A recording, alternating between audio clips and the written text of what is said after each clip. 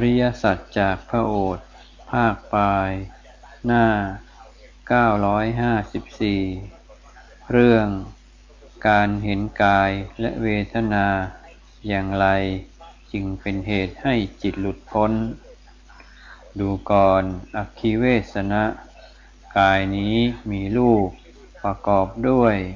มหาภูตธาตุสี่มีมารดาบิดาเป็นแดนเกิดเจริญขึ้นด้วยข้าวสุกและขนมสดทั้งที่มีการขัดสีนวดเฟ้นอยู่อย่างก็ยังมีการแตกสลายกระจัดกระจายเพราะความไม่เที่ยงนั่นเองเป็นธรรมดาอันบุคคลควรเห็นตามโดยความเป็นของไม่เที่ยงโดยความเป็นทุกข์เป็นโรคเป็นหัวฝีเป็นลูกศรเป็นความยากลำบากเป็นอาพาธเป็นดังผู้อื่นให้ยืมมาเป็นของแตกสลายเป็นของว่างเป็นของไม่ใช่ตนเมื่อบุคคลนั้นตามเห็นอยู่ซึ่งกายนี้โดยความเป็นของไม่เที่ยงโดยความเป็นทุกข์เป็นโรคเป็นหัวฝีเป็นลูกศรเป็นความยากลำบากเป็นอาพาธเป็นดังผู้อื่นเป็นของแตกสลายเป็นของว่างเป็นของไม่ใช่ตนความพอใจในกายความสิเนหาในกายความตกอยู่ในอำนาจของกายที่มีอยู่ในกายเขาย่อมละเสียได้อักขิเวสนะเวทนาสามอย่างเหล่านี้มีอยู่คือสุขเวทนาทุกขเวทนาอทุกขมสุขเวทนาอักขิเวสนะสมัยใดบุคคลเสวยสุขเวทนาสมัยนั้นไม่ได้เสวยทุกขเวทนาไม่ได้เสวยอทุกขมสุขเวทนาสมัยนั้นคงเสวยแต่สุขเวทนาเท่านั้นอักขิเวสนะสมัยใดบุคคลเสวยทุกขเวทนาสมัยนั้นไม่ได้เสวยสุขเวทนาสมัยใดไม่ได้เสวยอทุกขมสุขเวทนาสมัยนั้นคงเสวยแต่ทุกขเวทนาเท่านั้นอักขิเวสนะสมัยใด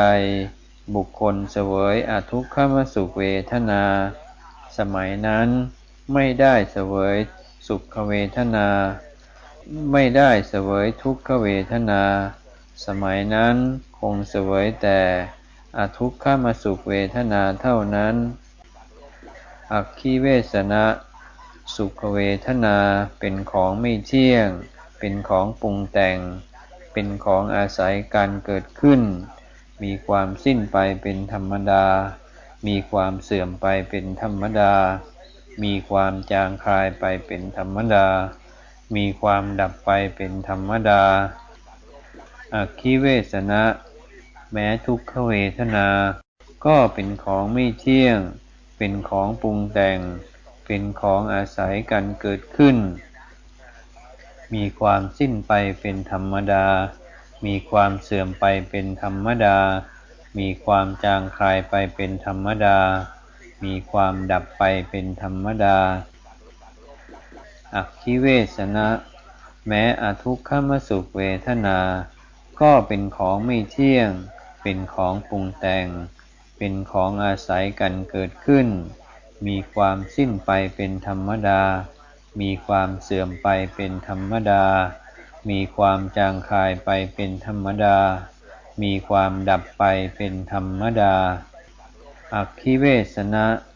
อริยสาวกผู้มีการสดับเมื่อเห็นอยู่อย่างนี้ย่อมเบื่อหน่าย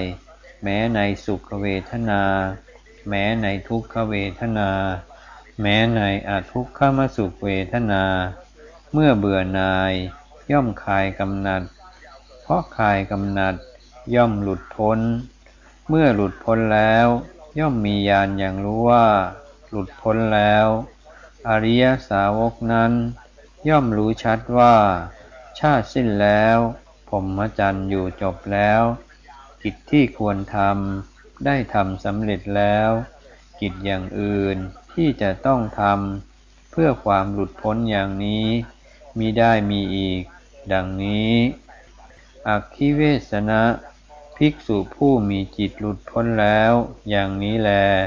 ย่อมไม่กล่าวคำประจบใครๆย่อมไม่กล่าวคำขัดแย้งใครๆและโวหารใดที่เขากล่าวกันอยู่ในโลกเธอก็กล่าวโดยโวหารนั้นไม่ยึดมั่นความหมายอะไรๆอยู่มาดูในเรื่องของกายที่ท่านให้พิจารณาก็คือให้เห็นโทษของกายว่ากายมีโทษอย่างไรบ้างการที่เราเห็นโทษของกายบ่อยๆก็จะเป็นเหตุให้เราคลายความยึดมั่นถือมั่นของกายเพราะโดยปกติทุกสิ่งทุกอย่างในโลกย่อมที่จะมีอัศทะคือรสอร่อยของมันแล้วก็มีอาทินวะคือโทษของมันแต่คนหรือสัตว์ทั้งหลายติดอยู่ในโลกก็เพราะมุ่งมองแต่อัศทะคือรสอร่อยของรูปท่านจึงให้รู้จักมองอาทินวะคือโทษของรูปเสียบ้างว่ารูปมีความแตกสลายเป็นธรรมดามีความเสื่อมผมงอกไปหนังเหี่ยวย่นไปมองให้เห็นถึงกองกระดูกความผุเปื่อยเน่าของกายซึ่งเราอาจจะมองเห็นสัตว์ทั้งหลายที่ตายหรือเห็นคนตายเวลาไปงานศพก็ตามอย่างนี้ก็ให้น้อมนึกพิจารณาบ่อยๆอันนี้ก็เป็นเหตุให้ถอนอุปทานความยึดมั่นในส่วนของกายได้ส่วนเวทนาสุขทุกข์อุเบกขาที่เกิดขึ้นมาก็ตามระหว่างวันท่านก็ให้มองเห็นความไม่เที่ยงความดับของมันสุขเวทนาก็เป็นทุกข์ก็คือที่สุดแล้วสุขเวทนาก็ถึงซึ่งความดับไปนั่นเองตัวทุกขเวทนาก็เป็นทุกข์ก็คือทุกขเวทนาใดๆก็ถึงซึ่งความดับอีกเช่นกันไม่มีใครที่สุขตลอดไม่มีใครที่ทุกข์ตลอดแสดงว่าความสุขก็มีการดับความทุกข์ก็มีการดับไปตัวอุเบกขาเวทนาก็เช่นกันเมื่ออุเบกขาเวทนาตั้งอยู่อุเบกขาเวทนาก็มีการสิ้นสุดไปเช่นกัน